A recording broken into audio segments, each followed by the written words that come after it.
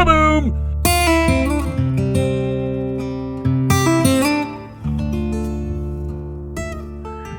Yo and hello everybody, Mike and Ty. Hi. What's up? Dude, what you been doing? Man, surviving the heat. It's ridiculously hot in the Northwest right now. You and I just got off a Tops interview for Hoppypalooza, and I was sweating. Were you? I was sweating. Is the AC running right now in your car? I had to go to the car because our AC's out in the house, and it just was it's rough. But I'm excited to have this emergency call today with you because of all the breaking news in the hobby. You know, it seems like every week there's some huge piece of news happening. I mean, today's July 1st, which, hey, guess what? PSA said we're going to be back on July 1st. Well, have you read the definition of what back means to them? Like, so all the regular, I'm going to share my screen so everybody that this is all on the PSA website, by the way. So if you want to go, if you don't believe me, or you simply want to go read it yourself, they came out with their, monthly yada yada, but they're, supposedly reopening July 1st. Well, no value service still, no economy service, no regular service. They did make Express now. They reopened Express for $200 a card. And that's what they call reopening. What's your initial take on that? Well, Steve's email, right, where he gave some sort of context around that was to do that. We put it at $200 to regulate the incoming cards. And it's like, first off, I don't know if I believe that, but second, it's like, yeah, what do you, I'm looking at my submission still, and they've caught up, right? And by caught up, they mean they've like accepted them from the post office, basically. And I'm 8 months into thousands of cards and multiple submissions, and not one is through a research and ID process. I'm thinking, what the heck did we just wait 7 months for? Right. Right.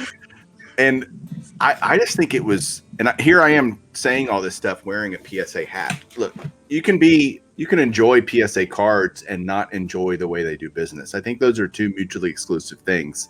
And I think people criticize guys like me that still like buying PSA cards. Well, why are you still dealing with them? They're obvious liars. They're this, they're that. Well, again, they're two different things to me. And so there's still, I think, millions and millions and millions of cards are still there waiting to be graded, right? I mean, there has to be. And at the pace they're going, there's one guy, his name's Retro Hoop Collectibles. He actually does a really great job of breaking down the weekly submissions. I don't know if you watch his stuff, Ty, or not, but he does a breakdown of how many cards PSA is grading every week. And like last week, they did like 184,000. Well, if you have 10 million, if you had a 10 million backlog, It's nothing. It's nothing. It's literally a drop in the bucket. It's way more than they were grading before, and they're hiring all these people, and that, they're not giving much color into what that really looks like, right? Yeah. They're being very tongue-in-cheek about how that process is actually happening. And they are doing more, no doubt, but it's not nearly enough to still catch them up in any reasonable amount of time. No, and it's excuse me, it's frustrating.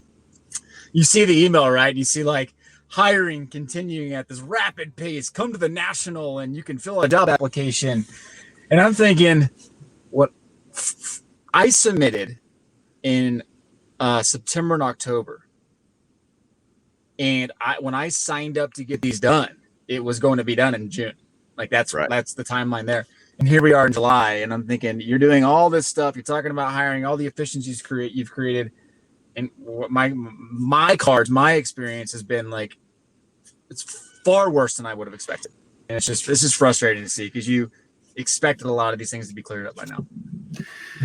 Yeah, I have cards that I submitted in September and early October as well. They're all in either stage 3. I think one of the orders has moved to stage 4, but that doesn't really it's all moving at a snail's pace still. Yeah. And again, I don't think they're going to open everything up again until my target has been all along. The minute they announced this, I said they're not going to really open things back up until late into first quarter 2022. That's what I really believe, and I still believe that. Tell me that doesn't look more possible now. I think it's after the National. I think they wait till after the rush of the National, and like early August we start to see things open up again. Because here's the reality, man. Like the card market's cooled off so much. I don't think they're not gonna see the influx that we all think. Right. There won't be a tsunami of cardboard heading to Southern California. Sending thousands of base cards in to get graded, especially when you're seeing gym rates so low right now, like people aren't going to do it. So I think they're going to have to get the game moving again. That's my take. And to me, it's also, you're hiring a bunch of people, but and they've talked about, opening up new offices in different locations and stuff like that. None of which I think has actually happened as far as anything I've read or seen. And if you want to keep everybody living in Southern California at those types of living rates and paying what you're paying, you're not going to attract talent. I mean, give me a break. And even then, there's just how many people really want to do that for a living in Southern California. Now, if you had an office in Texas and an office in St. Louis or Florida or wherever, and you're doing all these things regionally, then I think you could see just massive expansion of their operations. But what gets diluted in that process? What part of that quality that they are known for? I'll use quality in quotes. How much of that gets lost by spreading out the opera? I don't know. There's no good answer here, by the way, that to get this fixed, I don't think. And now we have the news also today that Goldin Auctions has been bought by Nat Turner and his consortium of rich people that have decided to buy Goldin Auctions for some ungodly sum of money. I haven't seen the amount. I don't think it's been released yet what they bought it for, but what's your thoughts there? I don't like it. I just don't like it. The initial reaction to that it feels stinky to me. Well, you got the front end where you can control the process and the back end where you can sell things in that process. I'm not saying anything shady is going on, right? There's no like inside information. I just don't like the feel of that. Or they're kind of controlled in the same arm. The perceived conflict of interest, whether it's reality or not, the perception is let me back up. For those of you out there that don't realize, when an auction house, let's say you're Goldin Auctions and you go buy a collection of your grandfather that passed away and he had all these amazing 50s cards and whatnot, and they go buy that collection, guess where they're sending it? They're sending it to PSA, most likely. Yeah. And whether we like it or not, there is some preferential treatment shown to certain people that have long-standing relationships and do high volumes of cards. That's any business. You can't blame PSA for that. That's how business works, period. So I'm not here to cast blame on them for doing that. But at the same time, when it's the same guy, hey, we're Goldin Auctions, we just bought your collection. And oh, by the way, the same owners own the place where we're going to send your cards to get graded. How cool is that? It just sounds very fishy, maybe is it the best way to put it. I think what did I use the word earlier to you? Sketchy. I think sketchy is definitely a word you could use going, that doesn't seem like that's okay. Well, the thing is, like, folks already kind of don't feel like there's a lot of transparency in that world. Yeah. And that I feel like it just clouds it even more now, to where any situation that arises, it's going to be an immediate, like, see, told you this is going to happen. When a nice new, I don't know what's a good card to reference, but like a new gem mint of a vintage card pops up in Goldin Auctions and we haven't seen it before, we're going to be like, wonder how that got a gem. Yeah. There's definitely some, again, Is any of that happening? We have no evidence. We're not saying or accusing anyone of anything. It's the perception of that. And it's a dangerous, very slippery slope, in my opinion, that they're doing. How can you put up even a Chinese wall of delineation between those two businesses when they're so connected at the hip already, auction houses and grading companies? And it can be Goldin and PSA or Memory Lane and SGC. It doesn't, whoever it is, it doesn't, it's always that, I wonder if they got better treatment than Joe Blow in, Reading, Iowa, who sent in a few cards. Is there even a Reading, Iowa? I don't know. But my point is, somebody that is out there, just a regular Joe, regular collector sending in their cards, we know that they are not getting the same level of service as a huge auction house that sends in thousands and thousands of cards at super high express. They're paying more to get that, no doubt, to get that boutique level of service.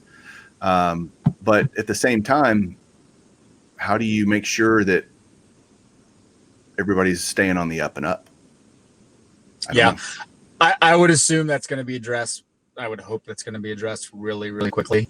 How we're going to keep autonomy between the two business units, and all that good stuff. But that's going to be what I'm looking out for almost immediately. Yeah. Show me how you can be transparent, and honest with everybody. Help us feel comfortable that you're not working the system, and that everyone, and because you're working the system, we all become at a disadvantage because of it. Like, that's the bigger issue. I think you're kind of just alluding to. Like, I don't want to be because they're gymming more on this side, we get less gyms over here. Like that's what can't happen, right? That just can't happen. Right. Or there's a bigger backlog because we accumulated a bunch of cards here and they're being moved to the front of the line. And so we continue to be pushed back. It's like that there needs to be a very clear line of communication about how those two are working together. Time will tell. Time will tell. You know what, well, though? It, man. What? That shirt, man, really brings out your eyes. I have blue eyes. Hey, patriotic, July 4th. I like it. Blue and red. Right. Yep. All going together. You look like a walking American flag. All right, go get in some air conditioning. Hey guys, write down below what you think about all this. If you have an opinion, express it. We'd love to hear it. And express it. $200, $200. Sorry. No, not express your cards. Express your opinion. Those are. I see how that can be confusing to you, Ty. But hey, thanks for jumping on here, man. I think this is good. We love to cover hobby stuff here on Bench Clear, and this is definitely hobby stuff that's going on. So I say so. Hey, by the way, we have a lot of good stuff coming up with Hobby Palooza next week. We have our 1-year anniversary episode, and you and I are going to be killing it at the National this year. So I'm excited about all of those things. It's going to be a crazy month, man. We got a lot going on. So yeah, we do. Looking forward to enjoying it with you. Friday night, we're going to have a special premiere of some content that we're shooting and we're recording over the next week with a bunch of different people, including Ty and I kicking it off. That'll be a premiere next Friday, and then all the live streams start Saturday morning. So the hobbypalooza.com is the website, thehobbypalooza.com. Hopefully Ty will get that working sometime soon. I'm hoping. What do you think, Ty? When can we count on that? Well, the site's working, but the whole schedule will be up there hopefully by tomorrow. Today's Thursday, right? By end of this week, we'll get the schedule a week in advance. We're still waiting on some topics and stuff from folks, but we'll get you the framework of the schedule. There's a lot going on, a lot of moving pieces. There is. All right, man. Well, thanks for joining me. Thanks for having me. See you. Bye. Thanks for having you. This is our channel. I know. I feel like I have to beg you to get on these days. All right. See ya. Bye. Bye.